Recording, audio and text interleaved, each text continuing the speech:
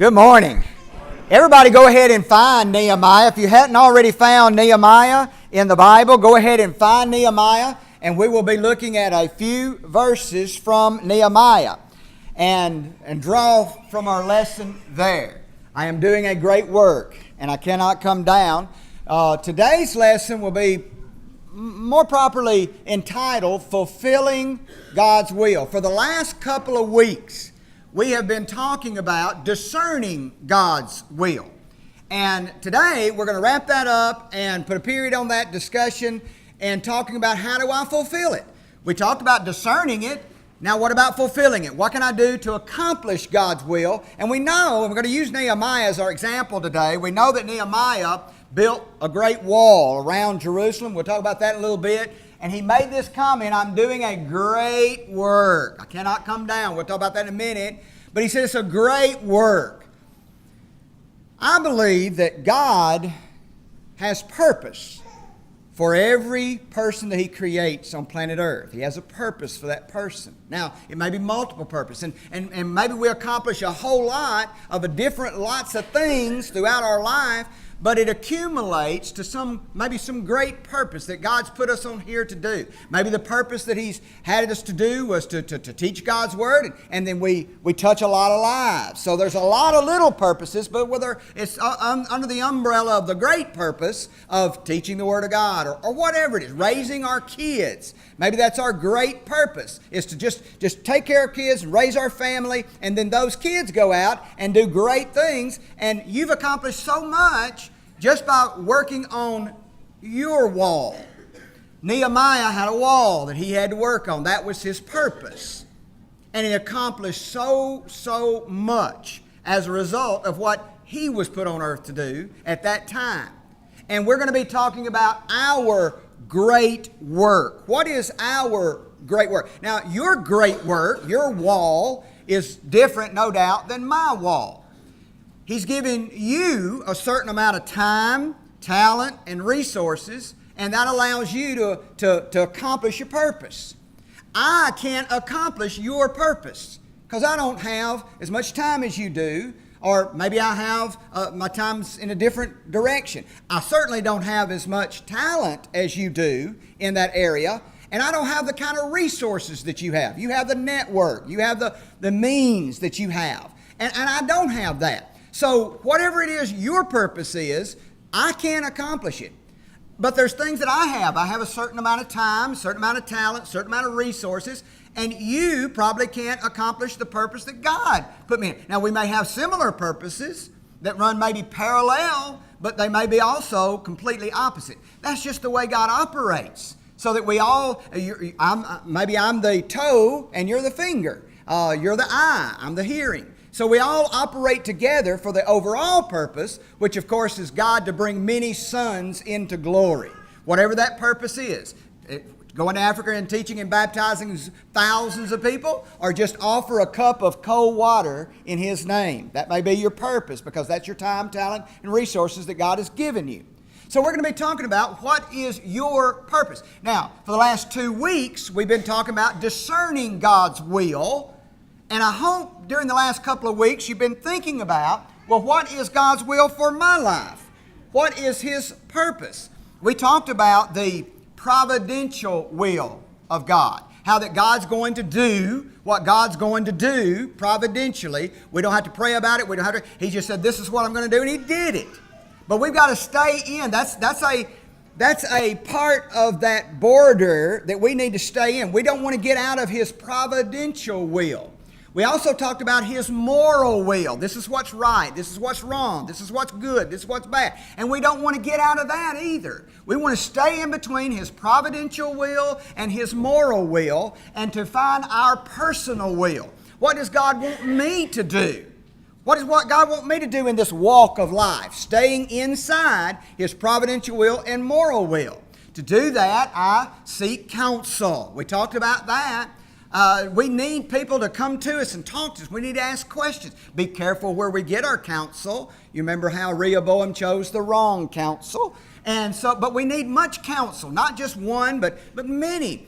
With more counselors there are, the better. to help us to stay in. Because sometimes I can't clearly see God's providential will. Maybe I can't clearly see His moral will. And I need counsel to help me to see His personal will for my life. But then last week we talked about principles. Just basic, feed our minds, our hearts, our very souls with God's truths. We talked about David and Saul. Remember that? It was God's providential will that David would be king. Samuel anointed David to be king way yonder before he ever became king. So that was God. God said, that's going to be the next king. It was morally right for David to defend himself. When Saul come looking to kill David with 3,000 valiant soldiers, it would be morally right for him to defend himself and kill Saul in the attempt of him to kill him. It'd be moral. So he would be staying in God's providential will. He would be staying in God's moral will in his personal life if he would just kill Saul. He had a lot of counsel. All those soldiers in there in that cave with him said, there's Saul, he's right there. God has delivered him into your hand. He's right there in a very vulnerable position. It's God's providential will that you be king. You would be within your right of moral will to defend yourself because he's seeking to kill you. And you'd be in your personal will because one day you will be king. And we counsel you to kill Saul right here, right now. But there was a principle that David had put in his heart, his mind, his soul. That's why David's a man after God's own what, class? Heart. He was in his heart. He said, well, I'm going to reach over and cut a piece of his skirt, his clothing. And the Bible says that when he cut his skirt, David was smitten in his heart. His heart smote him because he had a principle buried deep in his heart. And here's what he told his men. It's just not right to kill God's anointed. God anointed that man to be king. It's just a fundamental principle that it's not right to kill him.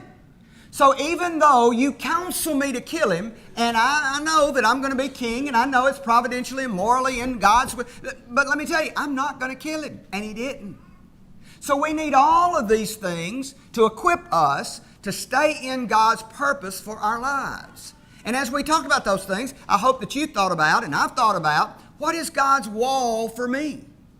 What does God want me to do? What is His personal will for my life?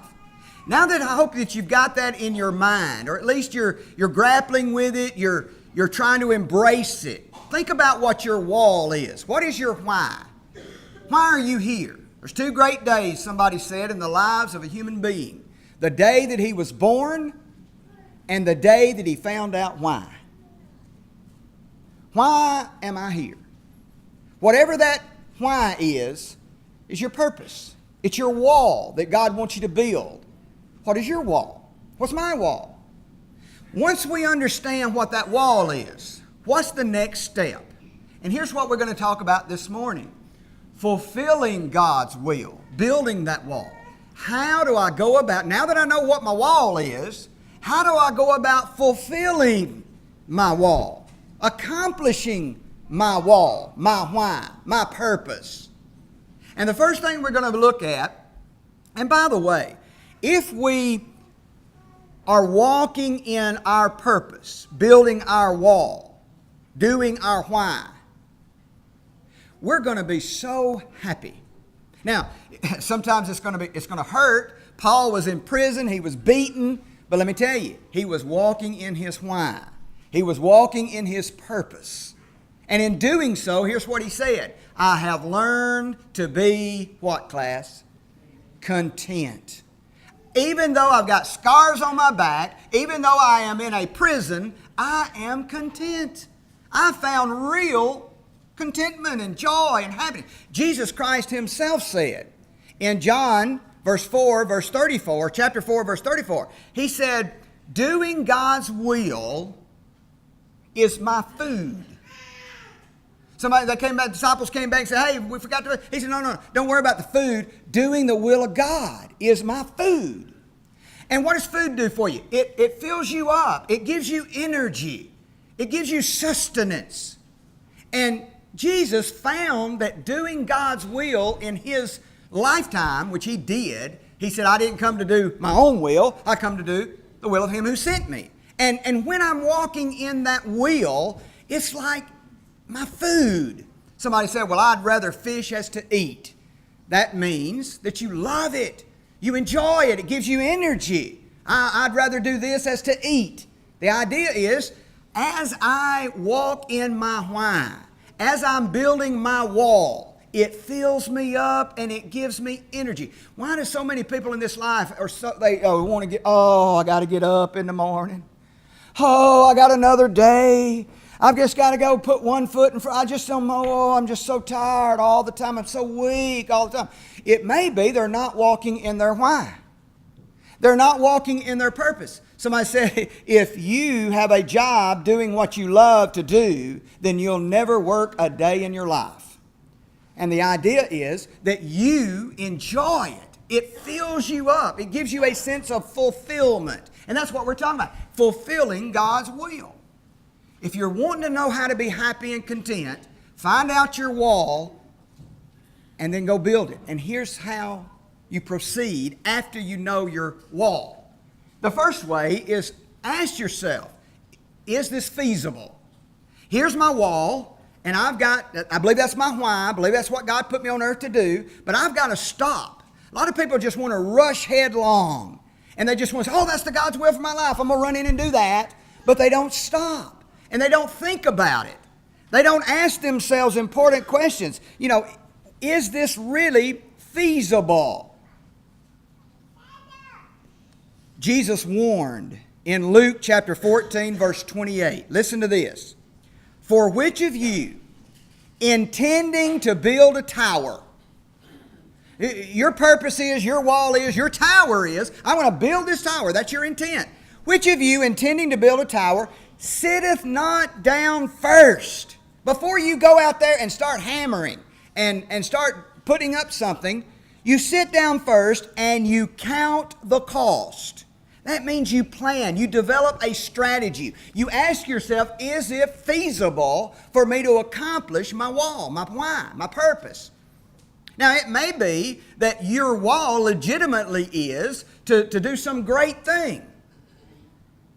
But right now, you don't have the time, you don't have the talent, you don't have the resources to do that great thing. And if you run off in there and try to do that great thing without first checking the feasibility of it, you'll fail and you'll fail miserably. It may be that you need more time before you start working on that why, that wall, that purpose. It may be that you need more talent, you need more skills, you need to go to a seminar, you need to work under a mentor, you need to develop your talent. You may need more resources. You need to network yourself, get another friend involved, make some more money, get into another position, and get those time and that talent, and that resource. That's all got to be built up before it's feasible that you begin to build your wall. You've got to sit down first and count the cost. And that's exactly what Nehemiah did. Nehemiah chapter 2, verse number 11. So I came to Jerusalem. Remember, his purpose of his position there is to build that wall around Jerusalem.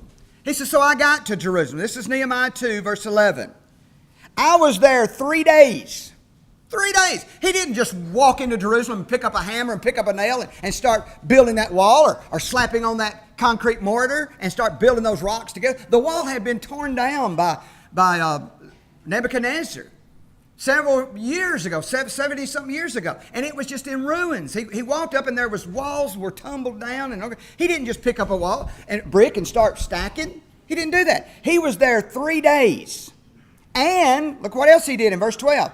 I arose in the night when nobody was watching, and some few men with me. Few. I didn't get the whole workforce. I just got me a few good counsels. I got my counselors together, a few men, myself, in the middle of the night. I didn't tell any man what God had put in my heart to do. I didn't even tell anybody that I'm going to build this wall. I've come to Jerusalem, built there 3 days, got my little council together, and I didn't tell anybody what I was going to do. But I knew what I was going to do, going to build this wall. And here's what I did. He said, I went out by night, verse 13, by the gate of the valley, even before the dragon well, and to the dung port. I viewed the walls of Jerusalem, which were broken down. I checked it out. I got myself a strategy. I looked at the gates thereof that were consumed with fire. I checked it all out. Then I went to the gate of the fountain, to the king's pool, and there was no place for the beast that was under me to pass. Then went I up to the night of the brook, viewed the wall, I turned back, and I entered by the gate of the valley, and so I returned. I went out and I checked the feasibility of me doing this work. I developed a strategy. There are so many people out there that do not act on their purpose, do not act on their wall, because they don't have no strategy. They think, well, I want to do this in life. But they have no plan. They have no strategy, so they never act. So that's the two extremes. One is just to rush headlong into whatever you think God wants you to do, and you fail because you haven't got a strategy. One is that you don't ever do anything because you have no strategy. It's very key to take time, check it out, make a plan, get a feasible strategy. The second thing you've got to do, once you've got your strategy in place, I'm going to do this, and Nehemiah got his strategy in place, that is to get focused. This is what I'm going to do. I've got my strategy in place, and I'm certainly going to accomplish it. When he started building the wall, as Carter just read a moment ago in Nehemiah chapter 6, look at Nehemiah 6. There was about 3 guys that didn't like it. They were not Jewish. They weren't Hebrew. They were living around Jerusalem. They loved the fact that Jerusalem was in ruins, that the wall was down. They didn't want Jerusalem to be a power. They remember the history of Jerusalem, how that Solomon was king for 40 years and ruled the country and the whole area. They remembered David. They remembered all that. And they did not want Jerusalem to be a power. So these enemies, Sanballat, Tobias, and Geshem, they wanted to stop Nehemiah from doing the work. They had a strategy themselves, and their strategy was to stop Nehemiah from accomplishing his wall. They wanted to distract him. They said, oh, come out and meet with us. Let's have a conversation. Let's talk about what you're doing. And then they began, that didn't work. We're going to see that in just a minute. But they began criticizing. Oh, he can't build that wall. Oh, look, if he tried to build that wall, if he got that wall even half, a fox could come by and just touch it and the wall would fall down. Criticizing his work, enticing him and distracting him. That's what their strategy was. But listen to what Nehemiah said in verse 3 of chapter 6. I sent messengers to them. I didn't even go out and talk to them. I sent messengers to them. And here's what I said. I am doing a great work. I'm building my wall. I'm doing my purpose. I'm accomplishing my why. So that I cannot come down. I can't do it. I can't stop. I'm focused on my work. Why should the work cease? Why should I stop doing my why, my wall, whilst I leave it and come down to you? It does not make sense to stop doing what God has put in your heart to do, in your soul to do. And you've got a plan for it. You've got a strategy for it. Stay focused on it.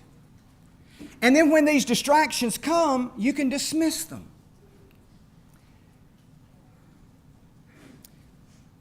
When you take a child in a grocery store, those of you that had young kids, and you walk down the most forbidden aisle in the grocery store, the cereal aisle.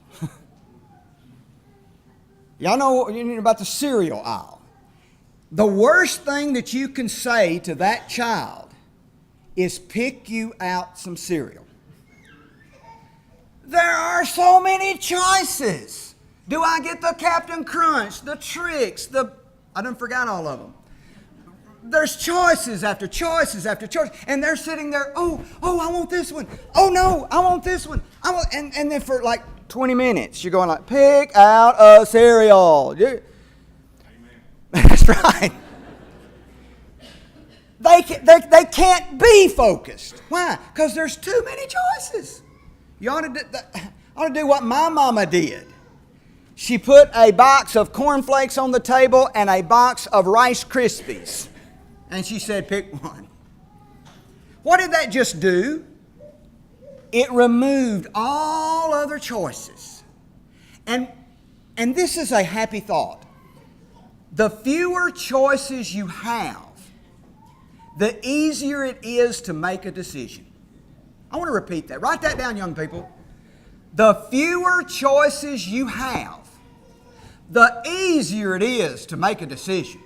When Mama put those two choices in front of me, I looked at them and I chose. It's one or the other. And that was it. It was easy. We were driving around with another couple, Deborah and I were. And that other couple was in the back seat. I was driving, and we decided that we're going to go by and get us some ice cream. Well, where's a good place this time of night to get us some ice cream on our way home? I tell you what, let's go over here, the drive-thru to the McDonald's or Burger King or something like that. So that sounds good. We all agreed. We got in that drive-thru. I rolled down the window, and I said, we want some ice cream. And she said, okay, we have vanilla. And my friend in the back said, I can't decide. He only had one choice and he still couldn't decide. That's a problem. But folks, as you narrow down your choices, the easier it is to find your purpose, which way to go, left or right. That's the idea. Let me tell you something. God gave Nehemiah the purpose to build a wall. That was his choice now. He had his strategy in place. That was what he was focused on. And so when Sanballat, Tobiah, and Geshem and whoever else started offering him other choices, come out and talk with us, let's make a deal, let's talk about this thing, it wasn't even to be considered. I'm doing this wall. I can't do this and that. And that's what happens in our Christian walk. If we know what our wall is, then before we even do anything, we can say, wait a minute, does this thing that I'm fixing to go accomplish, this class that I'm going to take, this activity that I'm going to participate in, does it feed into my purpose or not? And if it does not feed into my purpose, then simply say no. A lot of people get so distracted from their purpose because they want to say yes to everything. You want to do this? Yes, I'll go over and do this. You want to do this over here? Yes, I'll go do that. Let me look over here. Let me look over here. And they go all over the place and they never get anything done because they're not focused. Find what it is that your purpose is. Make a feasible strategy. Focus on that strategy and remove any of these distractions. Just say no. And then finally, remember that it's all about God anyway. Keep your faith. Be faithful in that walk. Realize that it's not your wall. Nehemiah isn't building himself a wall. He's building a wall for the people because God wanted the wall built. If we start thinking this is my wall, this is what I'm going to do, we're going to lose our focus. And when we lose our focus, we start shifting from our strategy because it's all about us now. And understand that God, if it's truly your wall, He will provide everything that's necessary to get it done. Nehemiah chapter number 6, verse 15. So the wall was finished. The wall was finished in the 25th day of the month of Elul in 52 days. That was a miracle. That was incredible. It came to pass that when all of our enemies heard thereof, that the wall was finished, and all the heathen that were round about us saw these things, listen, they were much cast down in their own eyes. They were shocked. They were dismayed. Why? For they perceived that this work was wrought of our God. Nehemiah didn't say, look what I've done. I built this great wall. Look what I've been able to accomplish because I come up with a strategy. I focused on it real hard and I didn't allow distractions. Oh, it's all about me. No. God allowed you to do that. Just relax and go stay focused and let God worry about getting what you need. Remember when Nehemiah went to the king and said, King, he was your cupbearer. And he walked up to the king very sad, and the king said, what's wrong with you? He said, well, the wall of my town, Jerusalem, is in ruins, and I'm sad about that. I really want to go build that thing. Do you have the time? Well, not really, because I'm a slave. I'm a slave over here in captivity. The Persians got me. The Medes Persians have got me. Well, do you have the resources? Well, no, I'm a slave. I don't have any resources. I carry the cup for the king. Do you have the talent to build a wall? Well, I'm a cupbearer. I may not have I may not know how to build a wall. I've been in a captivity for all these years. How in the world, then, are you going to build a wall? Haven't you checked it out? Oh, I'm going to. I'm going to go and make a strategy, because let me tell you something. I'm going to see that God's going to provide, because here's what the king did. Remember, it's not Nehemiah's purpose. It's God's purpose. And the king looks at Nehemiah and says, give me a pen and paper. And he wrote down and he said, you have access to the king's treasury. You can have some money. And then when you get over there, you take this letter and you hand it out to your neighboring countries, because I'm in charge of those countries. They are my subjects of my kingdom. And you walk up to those guys and say, here's a letter from the king. Give me the lumber. Give me the rocks. Give me the mortar. Give me what I need. And because you've got that letter, they have to provide you with the material. So let me tell you what. You've got the resources. God provided that. He provided those resources. When he got over there, he come up with a strategy. He went out by night and he checked it. God helped him. He provided him the counsel. And no doubt he provided him with the talent, because he got those talented men. Maybe he didn't put the mortar on the bricks, but he got the folks who could, and he organized it. And in just 52 days, with God provided time, God provided talent, God provided resources, he got the job done. And everybody said, way to go, Nehemiah. No, they were cast out of their eyes because they saw that the work was wrought of God. When we build our wall, people will look at our good works and they will glorify who, class? God, our Father in heaven. They see your good works and glorify God. They don't glorify you. Now, people who don't understand God might, but they see that that's from God. Be faithful. Proverbs 16, verse 9 says this. A man's heart devises his way. A man may come up with a strategy, and a man's heart may stay focused, but the Lord directs his steps. If he's walking in the way, the why, the purpose, building his wall, God's going to make sure it gets done. In this case, it happened in 52 days. In Noah's case, it was God's purpose for Noah to build an ark. Did that happen in 52 days? No. In some Bibles count, it happened in like 120 years. Sometimes we get so frustrated in our life. Well, I've been doing this for 20 years. I've been doing this for 30 years.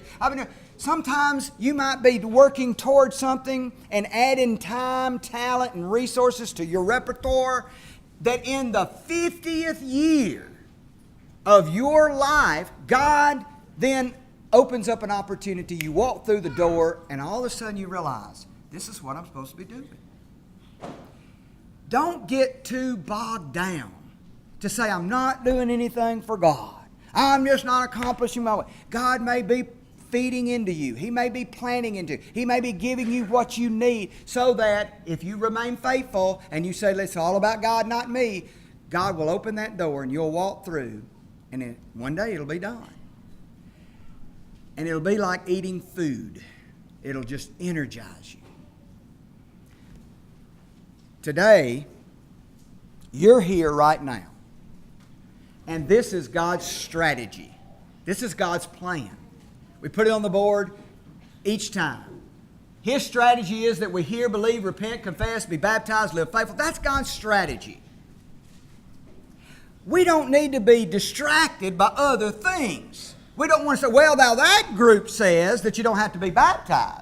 That group says that all you have to do is repent and believe. That group says that. That group. Don't be distracted by the Sanballats and the Tobiahs and the Geshems out there. You stay focused on God's strategy and be faithful. Embrace Him.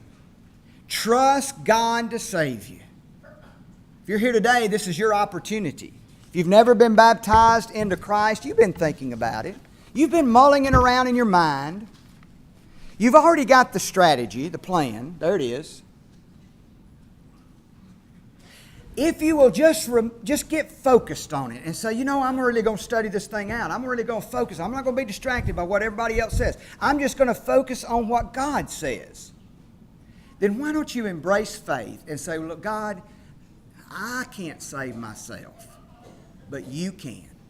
And if I follow your strategy, if you need to be baptized right here today, we have everything ready.